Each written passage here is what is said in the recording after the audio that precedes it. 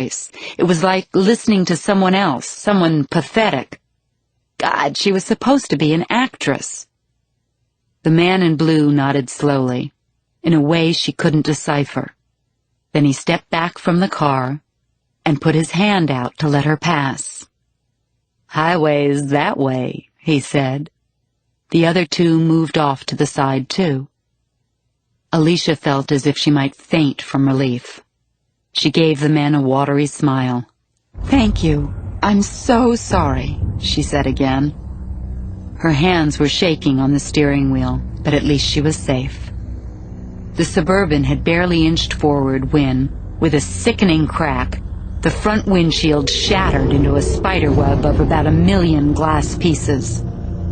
An instant later, a heavy metal pipe smashed through the driver's side window. Paralysis overtook Alicia. Her arms and legs wouldn't function. She couldn't even scream. The impulse to floor the accelerator got to her brain a moment too late. About a second after, her car door flew open, and large, powerful hands dragged her out onto the street. Alicia landed on her back, the air rushing out of her lungs in a gasp. "What kind of stupid are you?" she heard someone say, and then she felt a shock of pain on the side of her head. Then she saw a pipe rise up high and come down really fast, a blur aimed right at the center of her forehead. Chapter 69. Everything had changed suddenly and dramatically on Mary Smith. Jean Galletta was out. She was completely off the case. She'd been reassigned. I tried going to bat for her, but within hours of Alicia Pitt's murder, she was history on Mary Smith. That evening, Police Chief Shrewsbury announced that he would be personally overseeing the Hollywood stalker murders, and that Detective Galletta was on temporary leave, pending an investigation into the unfortunate murder of a young Las Vegas woman driving a blue Suburban. Jean was inconsolable, but she was getting the full spectrum of experiences on the case, including a turn as sacrificial lamb. The mayor of Las Vegas telling the mayor of L.A. to tell the chief of police how to run an investigation? She ranted to me. When did this stop being about professionals doing good work? Somewhere around the dawn of time, I said. The two of us met for a drink around 8 o'clock that night. She picked the spot and said she wanted to make sure I had everything I needed from her on the murder investigation. Of course, she also wanted to vent. "I know Alicia Pitt's my fault, but—" "Jean, stop right there. You aren't responsible for what happened to that woman. It might have come as a result of a decision you made, but that's not the same thing. You made the best call you could. The rest is politics. You shouldn't have been taken off the case either." She didn't speak for several seconds. "I don't know," she finally said. "That poor girl is dead." "Do you have any vacation time?" I asked her. "Maybe you should use it." "Yeah, like I'm going to leave town now?" she said. "I may be off the case, but—" She didn't finish her sentence, but she didn't need to. I had been in her position before. It's best not to say out loud that you're going to break the rules. Just go ahead and break them. "Alex, I'm going to need my space," she said. "That's why I wanted to meet you here." "I understand completely. You know where to reach me," I told her. Jean finally cracked a half-smile. "You're really a good guy," she said. "For FBI. You're okay for a cop. For LAPD. Then she reached across the table and put her hand on mine. But she quickly took her hand away. "Awkward," she said, and smiled again. "Sorry if I'm being goofy." "You're being human, Jean. That's different, right? I wouldn't apologize for it." "All right. I won't apologize anymore. I have to go, though, before I cry or something incredibly embarrassing like that. You know where to reach me if you need to." Then Jean got up from the table. She turned back before she got to the door. "I'm not off this case, though." I'll be around. Chapter 70. Weird. When I got back to my room that night, an envelope was waiting for me at the front desk. It was from James Truscott. I opened it on my way to my room, and I couldn't stop reading the contents all the way there. Subject: Women on death row in California. There were 15 at the moment, and Truscott included a brief write-up on each of them. The first woman was Cynthia Kaufman. In 1986, she and her boyfriend robbed and strangled 4 women. She'd been sentenced in 1989 and was still waiting. Cynthia Kaufman was 42 years old now. At the end of the long note, Truscott said that he planned to visit some of the women in prison. I was welcome to tag along if I thought it might be useful. After I finished reading the pages, I leafed through them a second time. What was with James Truscott? And why did he want to be my Boswell? I wished he would just leave me alone, but that wasn't going to happen, was it? Chapter 71. The phone in my hotel room woke me at just past 2:30 in the morning. I was having a dream about little Alex and Christine, but I forgot most of it as soon as I heard the first ring. My first coherent thought: James Truscott. But it wasn't him. Around 3 a.m., I was driving through an unfamiliar Hollywood neighborhood looking for the Hillside condo complex. I might have found it sooner in daylight, and if my mind hadn't been racing the whole way there. Mary Smith's game had changed again, and I was struggling to understand it. Why this murder? Why now? Why these 2 victims? The condo complex, when I finally found it, looked to have been built in the 70s. The units were flat-roofed, 3-story structures in dark cedar, with fat columns for legs and open parking underneath. There was also parking on the street, I noticed, and that would offer an intruder privacy.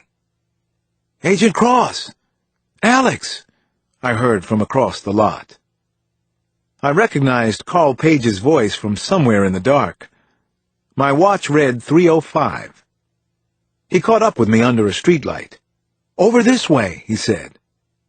"How'd you hear about it?" I asked him. Page was the one who had called me in my hotel room. "I was still in the office." "When the hell do you sleep?" "I'll sleep when it's over."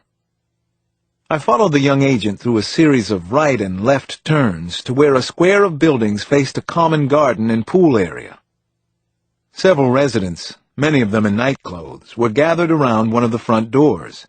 They were craning their necks and whispering among themselves.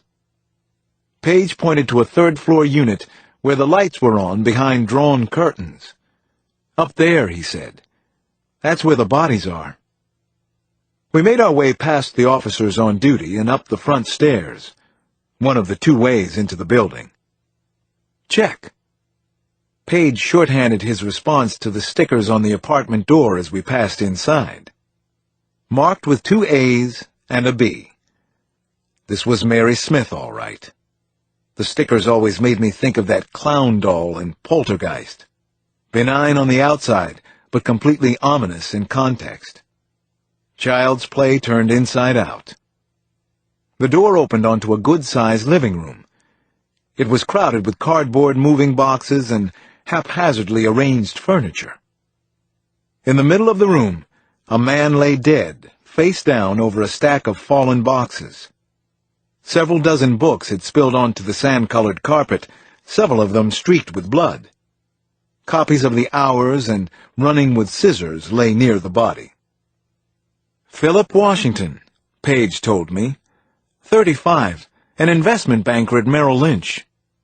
Well read, obviously. "You too, I guess." There was no arranging the body this time. No artful tableau. The killer might have been in a hurry given all the neighbors so close by, the lack of sufficient cover. And Philip Washington wasn't the only target.